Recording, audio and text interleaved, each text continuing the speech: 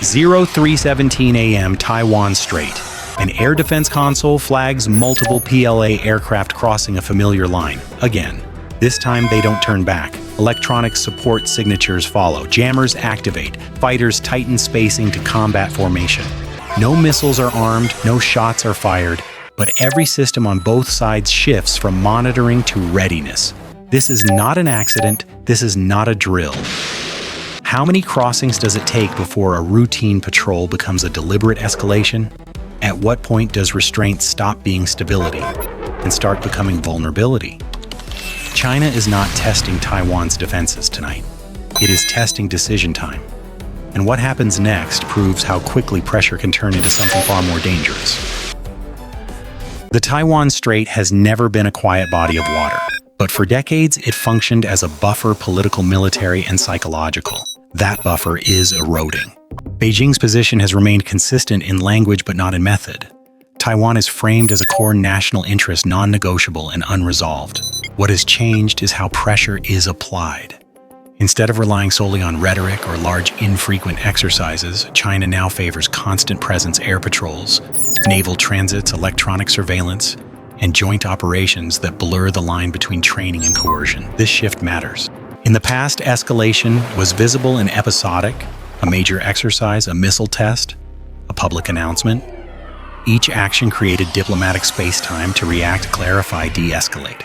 Today's pressure is different. It is persistent, layered, and intentionally ambiguous.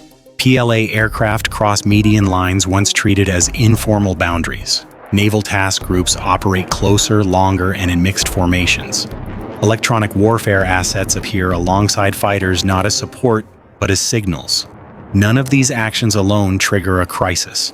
Together, they normalize proximity. From Beijing's perspective, this strategy serves multiple goals. It compresses Taiwan's response time. It forces Taipei to expend resources on constant readiness. And it tests how far regional and external actors, particularly the United States, are willing to react without a clear casus belli. For Taiwan, the challenge is asymmetric. Every response risks escalation. Every non-response risks normalization. Scrambling fighters repeatedly wears down airframes and crews. Standing down invites further encroachment. Decision makers are trapped between deterrence and depletion. The broader strategic environment amplifies the risk. The Taiwan Strait sits at the center of critical sea lanes, semiconductor supply chains, and alliance credibility in the Indo-Pacific. Any miscalculation here does not stay local. It reverberates through markets, militaries, and diplomatic channels within hours. This is why pressure across the strait is no longer just about Taiwan. It is about whether control can be maintained when the space for hesitation is deliberately removed. Long before aircraft appear on radar, the confrontation has already begun. Across the Taiwan Strait, intelligence preparation is continuous, layered, and unforgiving. Nothing here is improvised. Every patrol, every crossing, every silence is preceded by days, sometimes weeks of data collection and pattern analysis. On China's side, the People's Liberation Army operates on a principle of information dominance. Satellite imagery tracks runway activity and sortie rates. Signals, intelligence maps, radar emissions, and response timing. Electronic reconnaissance aircraft probe frequencies not to jam but to catalog. The goal is not surprise, it is familiarity. Familiarity reduces friction. By repeatedly exposing Taiwanese systems to the same types of contacts at the same altitudes along similar vectors, PLA planners observe reaction time, scramble thresholds, and command handoffs. Which radar lights up first? How long before fighters launch? Which units respond at night versus daytime? These are not academic questions, they are inputs for future decision-making. Taiwan, meanwhile, is not blind or passive. The Taiwan Ministry of National Defense runs a constant cycle of cross-checking radar, infrared visual confirmation, and external intelligence feeds. Analysts compare tonight's tracks against months of prior data. Deviations matter more than volume. A different altitude, a tighter formation, an electronic signature appearing where it normally doesn't. Those details raise flags, but intelligence work here is constrained by reality. Taiwan cannot match China's scale, it must prioritize. That means choosing which signals justify escalation and which must be absorbed. Every decision consumes resources, fuel maintenance hours, pilot endurance. Intelligence is not just about knowing more, it is about deciding what to ignore. External actors add another layer. U.S. surveillance platforms operate beyond the strait, quietly feeding a broader picture to U.S. Indo-Pacific Command. Their presence stabilizes and complicates the environment.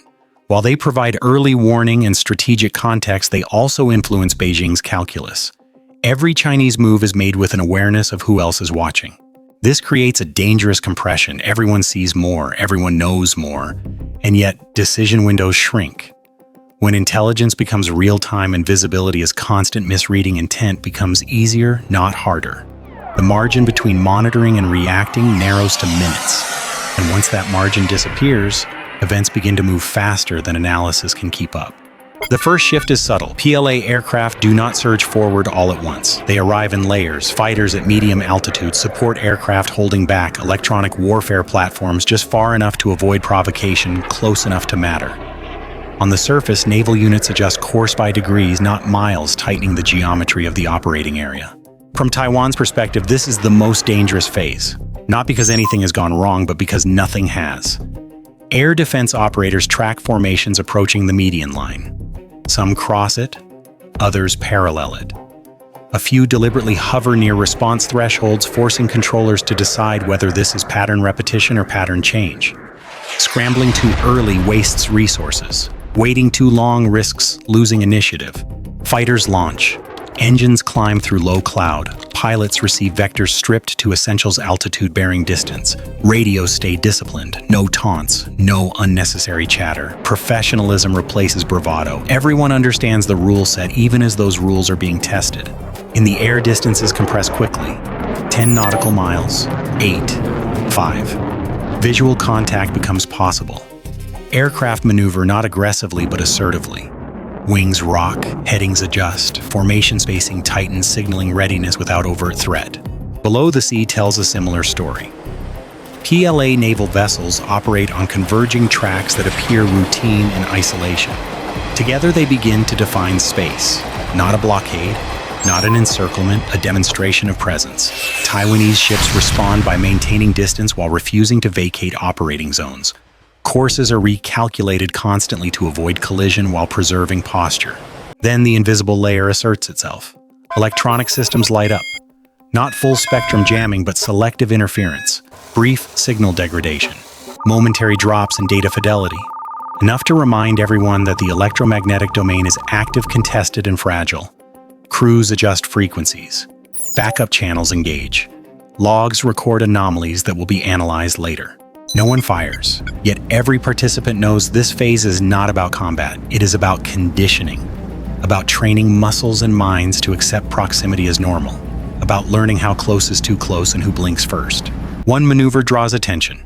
A PLA formation alters altitude unexpectedly, compressing vertical separation. It is legal, it is safe, but it is deliberate. Taiwan's response is immediate, but restrained fighters mirror the move without closing distance. Controllers mark the time. Analysts flag the deviation. This is the moment tension peaks. Not because a weapon is used, but because intent becomes harder to interpret. Is this a probe, a message, or simply another data point in a long campaign of pressure? In environments like this, escalation does not begin with explosions. It begins when both sides realize they are operating inside each other's decision loops. And once that happens, every second matters. As pressure peaks in the operating area, the real test shifts away from pilots and captains. It moves to command rooms. On Taiwan's side, air and naval commanders resist the instinct to escalate. Rules of engagement remain unchanged. No weapons are armed forward. No radar locks are held longer than necessary. Orders emphasize spacing, predictability, and discipline. The objective is simple but demanding: show resolve without creating a trigger. That restraint is intentional. Every action is filtered through a single question: does this preserve control? Fighters are cycled carefully to avoid fatigue. Ships maintain steady courses to reduce collision risk. Electronic anomalies are logged, not answered in kind. The system absorbs pressure rather than reflecting it. Across the strait, command authority remains centralized. Flight paths, formation changes, and electronic activity follow pre-approved envelopes. Nothing suggests improvisation. This is pressure by design, not emotion. By keeping actions within defined parameters, escalation risk is managed while still pushing boundaries. That balance is fragile. One misinterpreted maneuver, one delayed response, one operator reading intent where none was meant. Commanders understand that their greatest vulnerability is not firepower, but compression. Decisions that once had hours now have minutes, sometimes seconds. This is where doctrine meets reality. Escalation control depends on clear signaling, yet signals are increasingly ambiguous. A formation change might be a message or a routine adjustment. Silence might indicate restraint or preparation. Commanders must decide without certainty, knowing that hesitation and overreaction are equally dangerous. Eventually, the tempo eases. Aircraft peel away in stages. Ships widen spacing. Electronic activity fades back into background noise. No declarations are made, no conclusions are announced. The pressure subsides not because it failed, but because it achieved its purpose. Everyone involved has learned something. Response times, thresholds, habits under stress, and perhaps most importantly, how close the system can move toward the edge without crossing it. What makes this episode significant is not any single maneuver, but the system behind it. China's approach across the Taiwan Strait increasingly relies on persistent multi-domain pressure rather than episodic shows of force. Technically, this works because modern military systems are optimized for detection and response, not endurance, under constant ambiguity. Air defense radars, for example, are designed to identify deviations. When deviations become routine, the signal-to-noise ratio collapses. Controllers must distinguish between meaningful changes and deliberate clutter. Over time, response thresholds creep upward not by policy, but by necessity. That is not deterrence failure, it is deterrence fatigue. In the air domain formation, geometry and altitude layering are doing quiet work. By flying mixed packages, fighters support aircraft electronic platforms at varied altitudes, and spacing planners create overlapping dilemmas. Intercept one element, and you reveal response patterns. Ignore it, and proximity becomes normalized. Either choice yields data. Electronic activity amplifies this effect. Brief, selective interference, rather than full jamming tests. Resilience without triggering retaliation. It forces defenders to switch frequencies, activate backups, and expose redundancies. Technically, minor actions produce strategic insight because they reveal how quickly a system degrades under stress. On the command and control side, compression is the key variable. As reaction windows shrink, automation and pre-authorization expand. That speeds responses but reduces flexibility. Human judgment is pushed to the edges of the loop where it must act faster with less context. The paradox is stark: more sensors, more data, less time to decide. This is why continuous pressure is so effective. It does not seek immediate tactical advantage. It reshapes the operating environment. It conditions crews, strains logistics, and gradually alters what normal looks like. Over time, deterrence shifts from preventing action to managing exhaustion. The danger is not that systems fail spectacularly. It is that they fail quietly by adapting in ways that make escalation easier, not harder. When pressure becomes constant, the margin for surprise disappears. And without surprise, the next crisis starts closer to the edge than the last one did. The immediate impact is not a shift in territory, but in behavior. Airspace management tightens.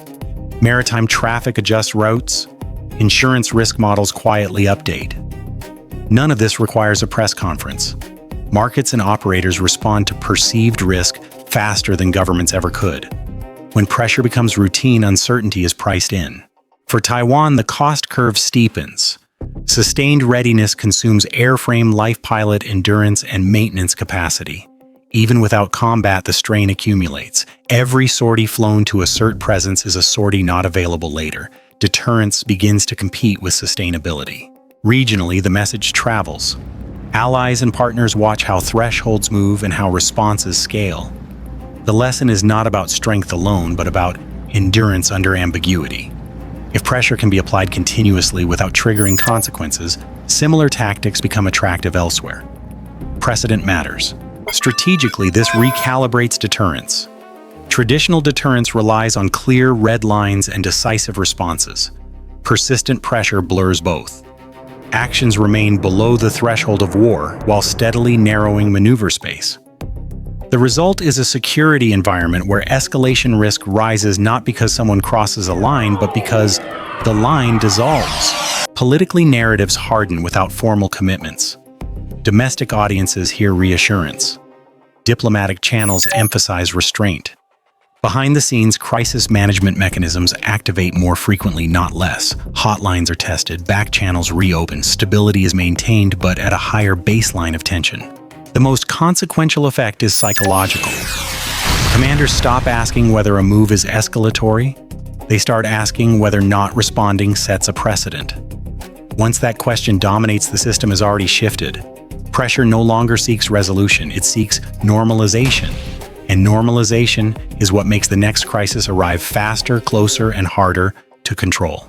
This episode will not be defined by a strike, a clash, or a formal crisis. It will be defined by how close everything moved without breaking.